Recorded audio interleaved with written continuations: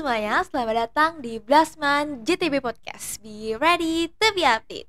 Kenalin, aku Cantika dalam program Persona. Merdeka, selamat untuk Indonesia dikarenakan di tahun 2023 ini, kemerdekaan Indonesia telah sampai di umur 78 tahun. Namun, di balik itu adanya perjuangan para pahlawan-pahlawan yang mengabdikan diri mereka untuk Indonesia. Di era sekarang ini sudah tidak sama seperti di era sebelumnya. Berkat para pahlawan, kita merasakan kebebasan dari penjajahan. Namun, apakah benar kita merasakan kebebasan tersebut? Atau malah sebaliknya? Ngobrolin tentang perjuangan, zaman sekarang penjajahan udah gak ada dengan senjata. Tetapi, pahlawan tetap ada. Salah satu pahlawan yang sangat berjasa di dunia pendidikan yaitu guru. Dan dalam kesempatan kali ini, kita sudah mengundang Bapak Agustina sekaligus menjadi guru sejarah di SMA Negeri 1 Blebatu. Halo Bapak. Halo. Gimana kabarnya? Baik sekali. Baik. Cantika gimana? Baik. Oke. Nah Pak, sekarang kan udah mulai nih tatap muka lagi, udah mulai belajar dari sebelumnya kita libur semesteran. Nah, kesibukan Bapak akhir-akhir ini apa aja? Kesibukan Bapak akhir-akhir ini mencari kesibukan sih ya. Jadi Bapak itu karena di guru itu kita nggak selalu istirahat ya. Jadi kalau kalian libur, kita malah harus belajar. Jadi ada kurikulum baru yang harus kita pelajari dan harus kita kembangkan karena pendidikan itu nggak sampai di titik dimana dia start. Dan karena itulah jadi setiap semester itu di jeda semester Pak Kepala Sekolah kita mengundang beberapa pakar gitu ya dalam beberapa tema gitu yang harus kita pelajari setiap semesternya untuk meningkatkan mutu kualitas guru-guru yang ada di Blasman. Keren banget berarti Blasman ya, walaupun siswanya libur, gurunya tetap harus kerja nih sepertinya. Harus, wow. Waktu ini juga Cantika sempat dengar kalau ada workshop itu kan di Blasman. Nah Pak, ini kan Bapak ngajar ya di kelas sebagai guru sejarah. Cantika pengen dengar arti kemerdekaan dari guru sejarah sendiri. Arti kemerdekaan itu adalah kalau Bapak sih simpel ya. Arti kemerdekaan menurut Bapak itu nggak ada orang miskin, nggak ada orang nggak bahagia. Segitu aja. Berarti klop banget ya udah. Tapi kan di Indonesia nih masih banyak ya Pak ya orang yang termasuk kurang mampu gitu. Iya. Berarti belum merdeka. Iya, kalau merdeka dalam wujud merdeka kayak sekarang kita merdeka. Tapi untuk merdeka benar-benar merdeka sebagai makhluk sosial gitu, kita belum sih sebenarnya. Begitu berarti Pak ya. Nah, ini kan kita ngomongin merdeka berarti emang ada nih masa-masa di mana Indonesia tuh dijajah. Kayak masuk tersiksa lah ya Pak ya masukannya. Iya. Bapak bisa tidak memberikan sedikit gambaran gimana sih di cerita-cerita di masa lampau di mana sebelum Indonesia itu merdeka? Jadi sebelum Indonesia merdeka itu kan kita pernah dijajah tuh ya sama bangsa-bangsa barat gitu kan. Terus ada salah satu bangsa juga dari Asia yaitu bangsa Jepang gitu. Nah, zaman itu tuh sebenarnya masa yang sangat sulit sih menurut Bapak karena ketika itu Indonesia tuh bukan satu negara tapi melainkan beberapa negara. Jadi ada negara atau kerajaan-kerajaan lah ya. Jadi kerajaan ini, kerajaan itu, dan di Bali pun juga dibagi sama beberapa kerajaan. Nah, di situ belum bersatu sih kita. Nah, ketika ada datang kelompok penjajah ini yang datang ke Indonesia, kita bingung. Kenapa ada musuh baru yang datang ke Indonesia terus mengklaim bahwa ini adalah tanah milik mereka. Nah kayak gitu. Jadi mereka tuh bingung sekali dengan teknologi orang barat yang lebih maju dari kita, ada senapan dan segala macamnya, kita hanya mengandalkan bambu runcing. Nah disitulah masa-masa yang sangat tidak enak. Nah syukur-syukur kita di sini di hari ini dan di waktu ini kita mendapatkan kenikmatan yang tiada tara. Bahkan yang kalau bisa dibilang zaman dulu pun orang makan nasi itu sangat jarang. Orang tuh makannya yang seadanya. Nah, jadi patutlah kita bersyukur sebenarnya sebagai manusia yang hidup di zaman sekarang menikmati kemerdekaan di tahun ini yang diperjuangkan oleh pahlawan-pahlawan kita terdahulu dengan keringat, darah, tangisan, meninggalkan keluarganya, merelakan nyawanya dan segala Iya. macamnya sih. Berarti segitu beratnya ya Pak ya dahulu Mhm, itu, gimana juga ada katanya kejar rodis, hal-hal mhm, seperti itu. Bahkan kayak kata Bapak, makan nasi pun susah. mhm, Dan sekarang nih untung banget kita udah dikasih perkembangan-perkembangan teknologi, udah mulai masuknya era globalisasi di mhm, Indonesia. Tapi nih Pak, Cantika pernah dengar kayak suatu kalimat yaitu neokolonialisme. Nah, mhm, Cantika masih bingung nih apa sebenarnya neokolonialisme mhm. itu. Bapak bisa jelaskan? Oke. Jadi, neokolonialisme ya, neokolonialisme itu sebenarnya dimaksudkan itu adalah penjajahan versi, baru. Mm-mm, Jadi kan neo itu adalah baru, mm-mm, kolonialisme itu adalah kolonial, jadi, kayak penjajahan gitu. mm-mm, Nah, jadi neokolonialisme itu adalah penjajahan yang baru. Maksudnya penjajahan yang baru itu adalah penjajahan yang tidak menggunakan kekerasan dan mm-mm, tidak menggunakan senjata. Jadi penjajahan menggunakan, eee, cara lain lah yang lebih halus. mm-mm, Contohnya itu adalah, kita dijajah dengan cara kebutuhan. mm-mm. Maksudnya itu adalah, Indonesia udah bisa buat, ponsel belum? Belum, Motor itu udah bisa buat nggak? belum ya. Tapi kita perlu motor kan buat Iya. kemana-mana. Nah, itulah penjajahan versi baru. Kita Mm, butuh negara, lain mm, untuk kebutuhan kita sehari-hari. Kalau enggak, kita merasa kehilangan sesuatu. iya. Dan bahkan kita nggak merasa bahwa kalau nggak ada motor nggak bisa kemana-mana nih. Mm-mm. Heeh. Jadi yang kayak gitulah namanya kolonialisme.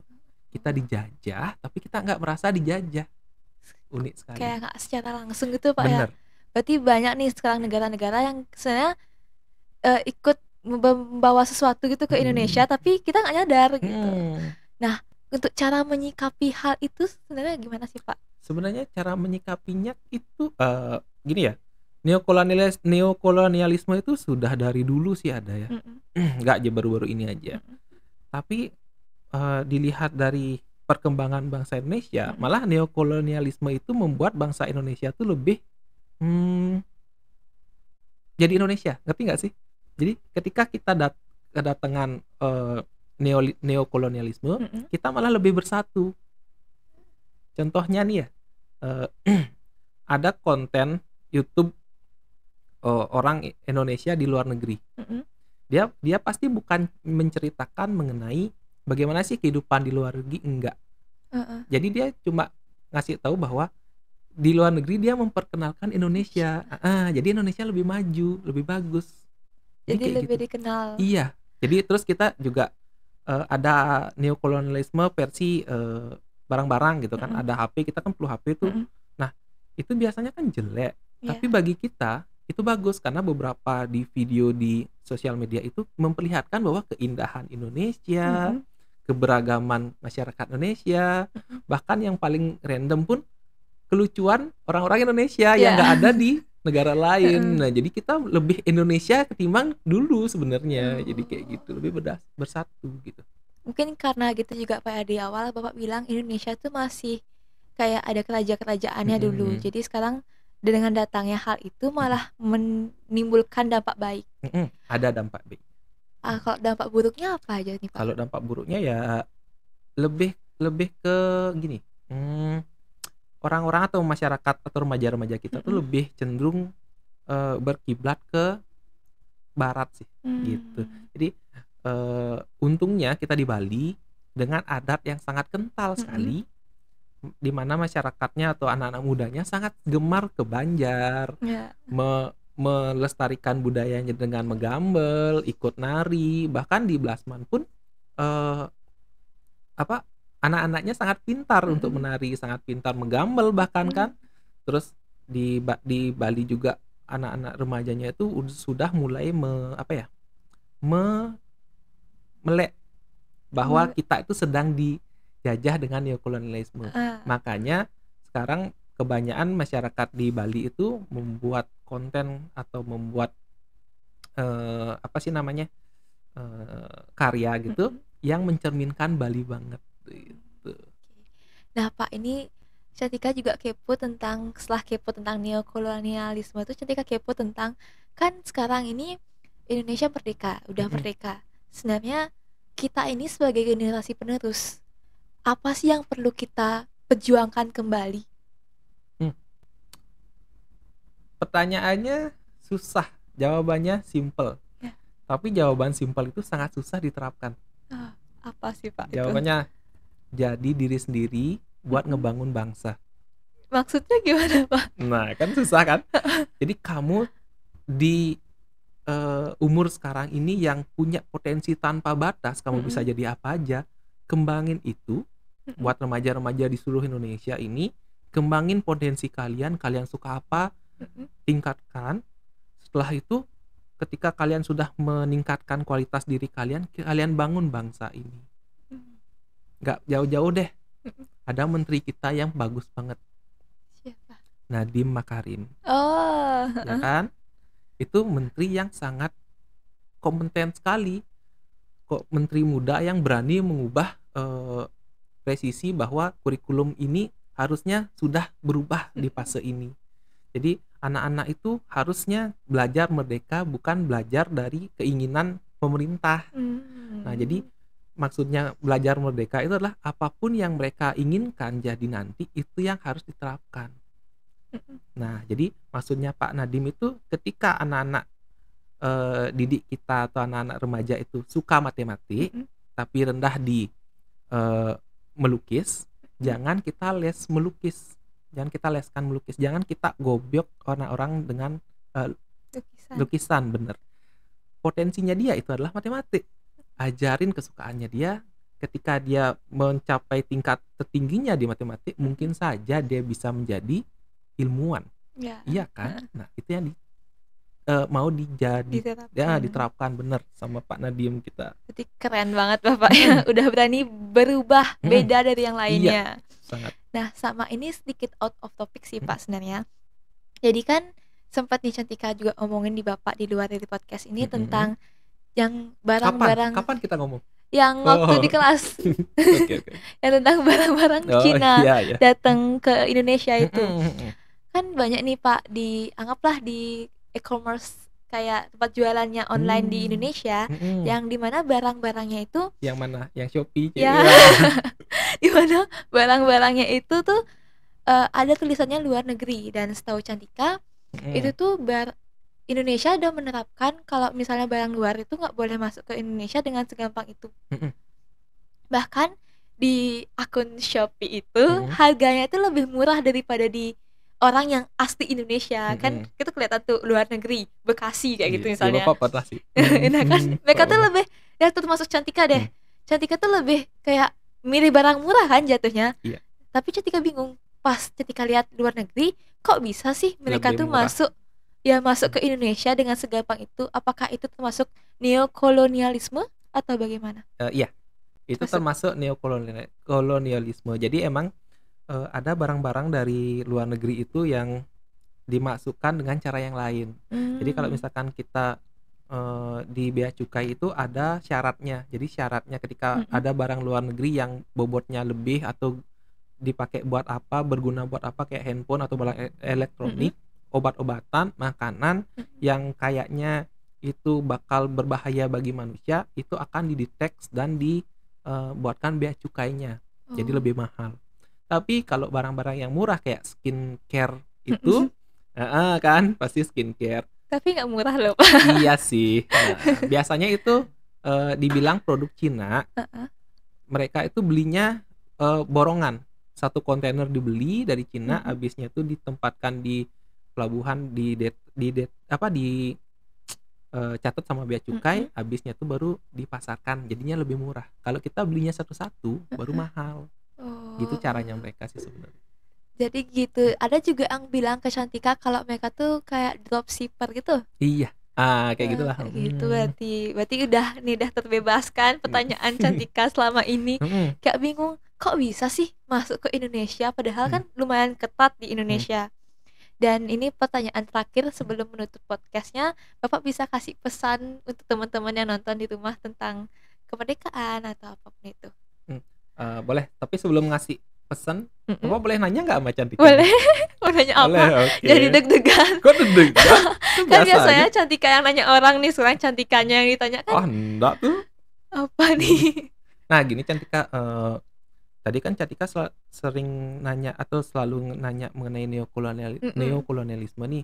Nah, Bapak ingin nanya nih sebagai orang dewasa buat Cantika. Mm-mm.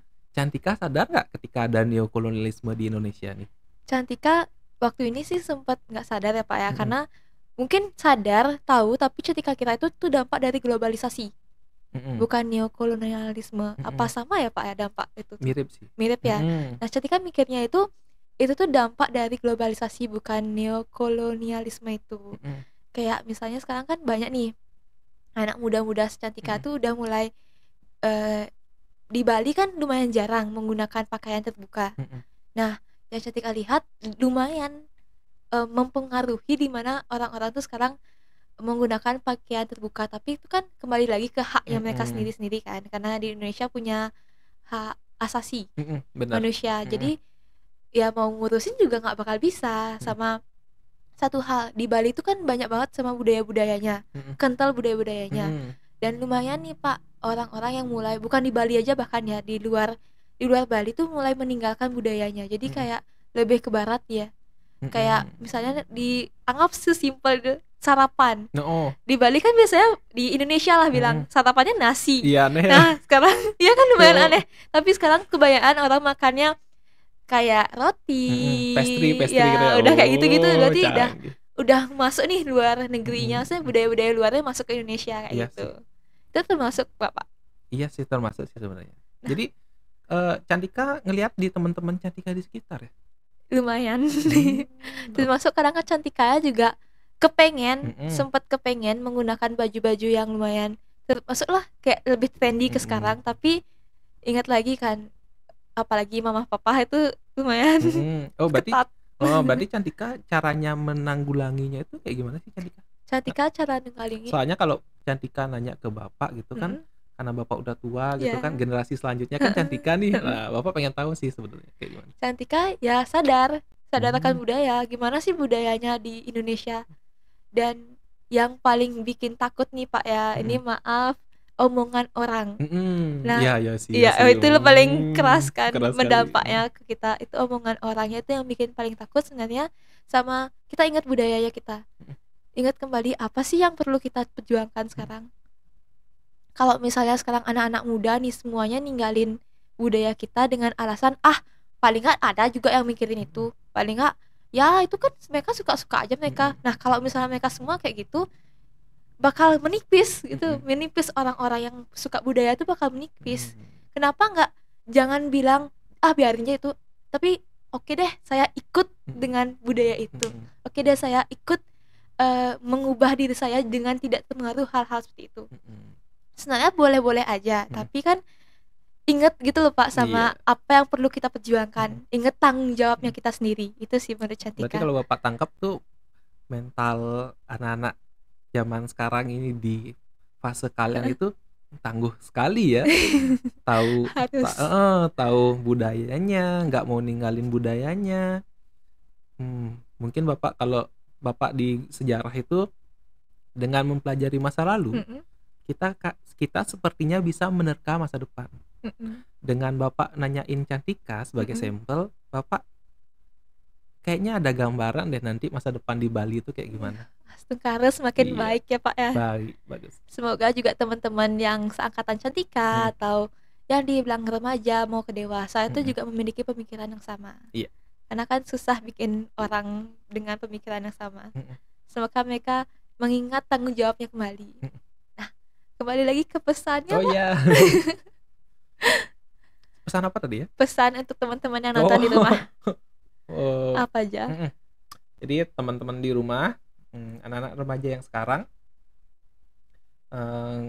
pesan Bapak itu adalah jadilah diri sendiri, tahu keinginan kamu, tahu apa yang dalam diri kamu itu yang paling menonjol, tingkatkan lagi, gunakan itu untuk kepentingan diri dan masyarakat. Itu aja sih. Nah, terima kasih Bapak atas pesan-pesannya. Sekian dulu nih kita udah banyak banget ngebahas tentang kemerdekaan hari ini. Dan terima kasih Bapak karena udah mau menyanggupi undangan kita dari podcast ke sini, datang-datang dari jauh-jauh dari kantor BK. Iya. Jauh sekali ya. Iya, jauh Itu sekali. 1000 kilometer. Udah Wah. ya, udah jauh banget itu kayaknya. Bapak ngelintasin sih. Apa? Ladang buaya. Aduh. Nah, sekian dulu program Persona kali ini. Sampai jumpa di program Persona berikutnya di Blasman GTV Podcast. Be ready to be updated. Bye-bye.